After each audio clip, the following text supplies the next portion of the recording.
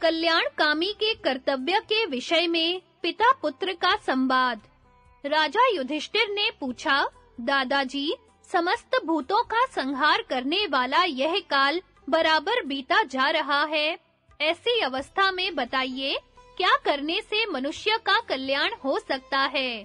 भीष्म जी बोले, युधिष्ठिर, इस विषय में यह पिता और पुत्र का संवाद रूप पुरातन इतिहास प्रसिद्ध है। सुनो। किसी स्वाध्यायशील ब्राह्मण का मेधावी नाम से प्रसिद्ध एक बुद्धिमान पुत्र था। वह मोक्ष, धर्म और अर्थ में कुशल तथा लोक स्थिति को जानने वाला था। एक दिन उसने अपने स्वाध्याय परायण पिता से कहा, पिताजी, मनुष्य की आयु बड़ी तेजी से बीती जा रही है। ऐसा जानकर बुद्धिमान मनुष्य को क्या करना चाहिए? आप मुझे यथार्थ धर्म का उपदेश कीजिए, जिससे मैं क्रमशः उसका आचरण कर सकूं। पिता ने कहा, बेटा, मनुष्य को चाहिए कि पहले ब्रह्मचर्य व्रत लेकर वेदा अध्ययन करे, फिर गृहस्थाश्रम में प्रवेश करके पितरों की सद्गति के लिए पुत्र उत्पन्न करे और अगन्या दान पूर्वक यज्ञ आदि करे। इसके बाद वानप्रस्थ आश्रम में रहे और फिर सन्यासी हो जाए। पुत्र बोला, पिताजी, यह लोक तो अत्यंत ताड़ित और सब ओर से घिरा हुआ जान पड़ता है। इसमें अमोघ वस्तुओं का पतन हो रहा है, फिर भी आप निश्चिंत से होकर कैसी बातें कर रहे हैं? पिता ने कहा, बेटा, तुम मुझे डराते क्यों हो? भला यह लोक किससे ताड़ित है? कौन इसे सब ओर से घेरे हुए है और इसमें कौन सी अमोघ वस्तुओं का पतन हो रहा है? पुत्र बोला, देखिए, मृत्यु इसे अत्यंत ताड़ित कर रही है। जरावस्था ने इसे सब ओर से घेर रखा है और रात दिन इसमें नित्य पतित होते रहते हैं। यह बात आपके ध्यान में कैसे नहीं आती? अमोघ रात्रियां नित्य ही आती हैं और चली जाती हैं। यह भी मैं अच्छी तरह जानता हूँ कि मौत मेरे कहने से क्षण भर भी नहीं रुकेगी। यह सब जानकर भी मैं अपने कल्याण साधन में किस प्रकार ढील डाल सकता हूँ? प्रत्येक रात्रि बीतने के साथ आयु क्षीण हो रही है, तो समझदार मनुष्य को यही समझना चाहिए कि उसका दिन व्यर्थ ही गया। ऐसी स्थिति में छिछले जल में रहने वाली मछली के समान कौन सुख मान सकता है? मनुष्य की कामनाएं पूर्ण होने भी नहीं पाती कि मृत्यु उसे दबोच लेती है। इसलिए जो काम कल्याणकारक हो, उसे आज ही कर डालो। समय को हाथ से मत निकलने दो, क्योंकि मृत्यु तो काम पूरा न होने पर भी प्राणियों को खींच ही ले जाएगी। जो काम कल करना हो, उसे आज करो, और जो दोपहर बाद करना हो, उसे पहले ही पूरा कर लो, क्योंकि मौत यह नहीं देखती कि इसका काम अभी पूरा हुआ है या नहीं। यह कौन जानता है कि आज किसकी मृत्यु हो जाएगी। अतः युवावस्था में ही मनुष्य को धर्म का आचरण करना चाहिए, क्योंकि जीवन का कोई ठिकाना नहीं है। धर्माचरण करने से मनुष्य का यश होता है और इसे इहलोक तथा परलोक में सुख मिलता है। जो मनुष्य मोह में डूबा रहता है, वही पुत्र और स्त्री के लिए खटपट में लगा रहता है और कार्य अकार्य कुछ भी करके उनका पोषण करता है। उसके पास पुत्र और पशुओं की अधिकता होती है और उन्हीं में उसका चित्त आसक्त रहता है। वह निरंतर भोगों के ही संग्रह में लगा रहता है, फिर भी उनसे उसकी तृप्ति नहीं होती। किंतु ऐसी स्थिति में ही मौत उसे इस प्रकार उठा ले जाती है, जैसे व्याघ्री अपने सोते हुए शिकार को। वह सोचता है कि यह काम तो पूरा हो गया, यह अभी करना है और यह अधूरा ही पड़ा है। किंतु इस धुन में मस्त हुए उस पुरुष को मौत झट अपने वश में कर लेती है। मनुष्य अपने खेत, दुकान और घर के ही चक्कर में पड़ा रहता है। उनके लिए तरह-तरह के कर्म करता है, परंतु उनका फल मिलने भी नहीं पाता कि मौत उसे उठाकर ले जाती है।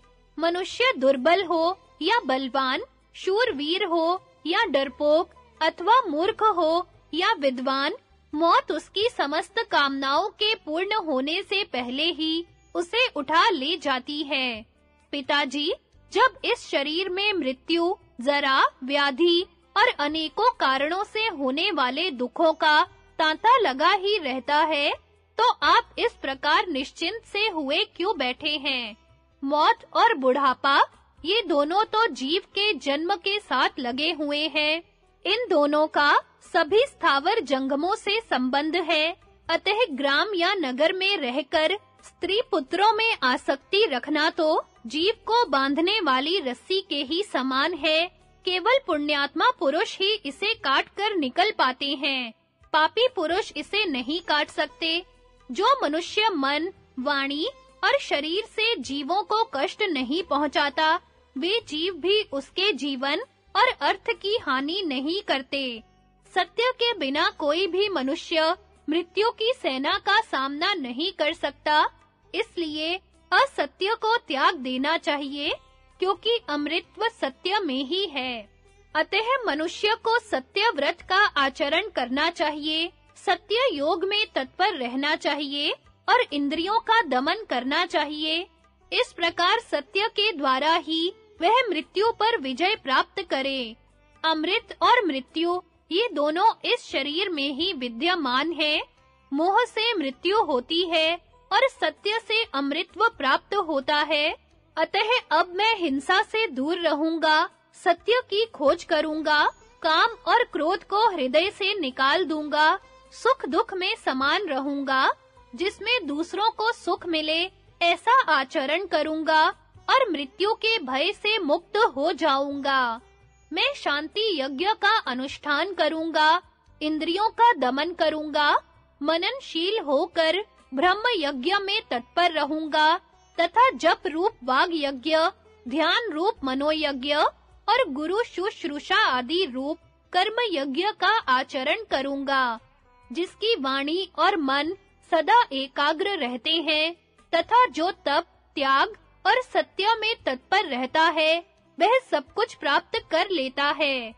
संसार में ज्ञान के समान कोई नेत्र नहीं है, सत्य के समान कोई तप नहीं है, राग के समान कोई दुख नहीं है और त्याग के समान कोई सुख नहीं है।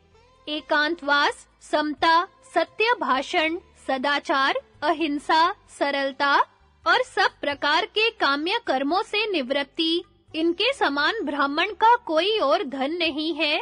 पिताजी, जब एक दिन आपको मरना ही है, तो इस धन, स्वजन अथवा स्त्री आदि से क्या लेना है? आप अपने अंतःकरण में स्थित आत्मा को खोजिए, सोचिए तो सही, आज आपके पिता, पितामह कहाँ चले गए?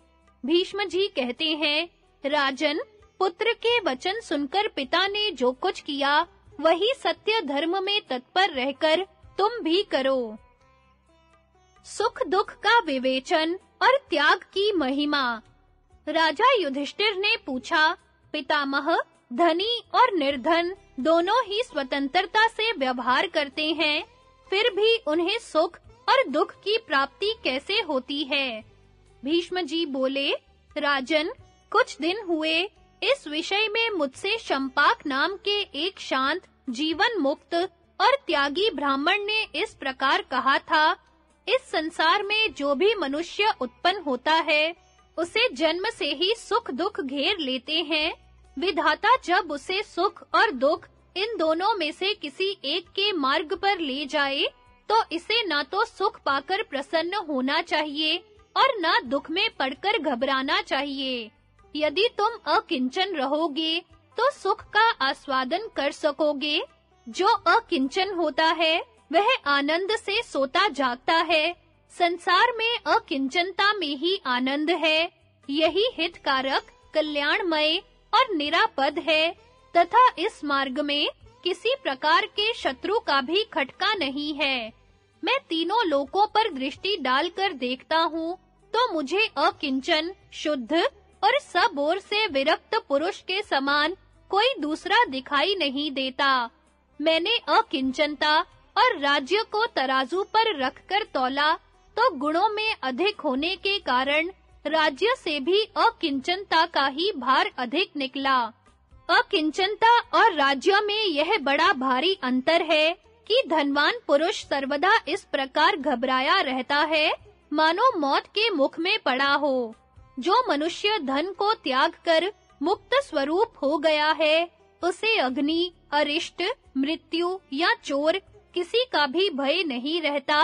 वह स्वेच्छा से विचरता है, बिना बिछाए पृथ्वी पर सोता है, बाह का तकिया लगाता है और शांति से जीवन बिताता है। देवता लोग भी उसकी स्तुति करते हैं।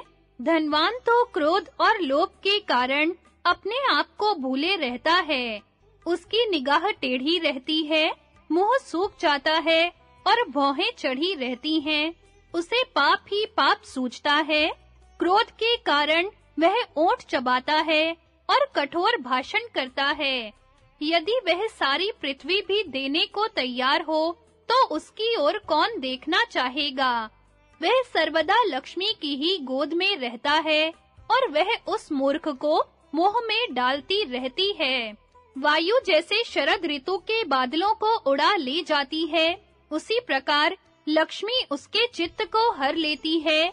वह अपने को बड़ा रूपवान और धनवान समझता है और ऐसा मानता है कि मैं बड़ा कुलीन और सिद्ध हूँ, कोई साधारण मनुष्य नहीं हूँ।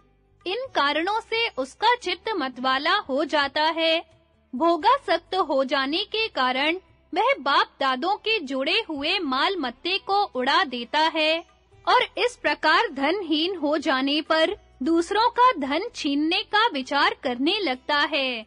इस तरह जब वह मर्यादा का उल्लंघन करता है और जहां-तहां से धन संग्रह की चेष्टा करने लगता है, तो राजपुरुष उसकी इस प्रवृत्ति में बाधा उपस्थित करते हैं।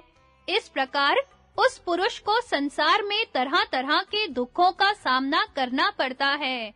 अतः अनित्य शरीरों के साथ लगे हुए पुत्रैषणा आदि लोक धर्मों की ओर न देखकर अपने दूषित आचरणों से अवश्य प्राप्त होने वाले इन महान दुखों की विचार पूर्वक चिकित्सा करनी चाहिए। कोई भी मनुष्य त्याग किए बिना न तो सुख पा सकता है, न परमात्मा को पा सकता है और न निर्भय होकर सो सकता है। अतः तुम सर्वस्व त्याग कर सुखी हो जाओ। युधिष्ठिर, पहले शंपाक मुनि ने हस्तिनापुर में मुझसे ये बातें कही थी, अतः त्याग ही सबसे श्रेष्ठ माना गया है।